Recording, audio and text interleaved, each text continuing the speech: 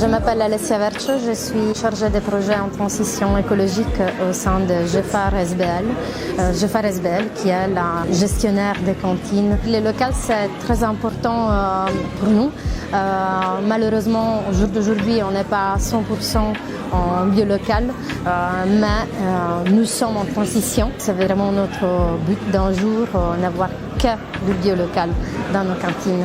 Bonjour, je m'appelle Léna Dubois. Alors le projet Alimentation durable de l'Elmo, en fait, c'est l'implantation d'une cantine durable au sein du campus Guimain, parce que c'est le campus Guimain qui est porteur de ce projet-là. Et en fait, le but, c'était d'implanter cette cantine pour pouvoir offrir aux étudiants des repas issus de l'agriculture bio locale et durable.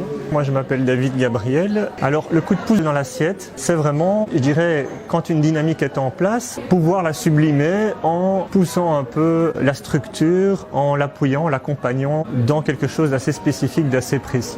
Et donc ici, en l'occurrence, la complexité, c'était de trouver un pain qui convenait à notre public.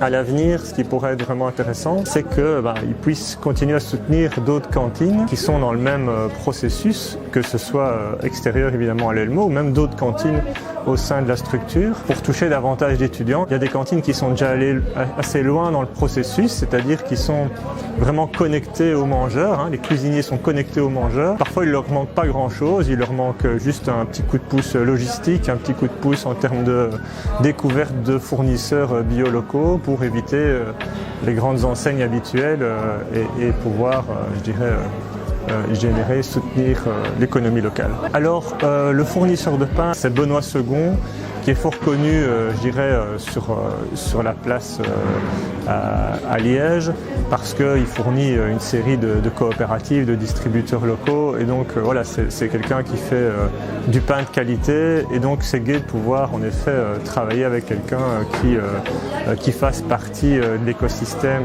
local. Parce que ça le promeut auprès des étudiants, et comme je le dis, c'est de l'éducation, et donc une fois que les étudiants ont goûté à quelque chose de différent, mais en ayant quand même une approche positive du changement, alors après ils sont prêts à changer aussi leurs habitudes. Le coup de pouce là peut être un bon démarrage, parce que c'est pas facile, quoi. Le changement n'est pas facile, et donc il faut pouvoir l'accompagner en temps, ce que Manger Demain fait, et l'accompagner en argent. Ce sont quand même deux indicateurs fort importants de notre société.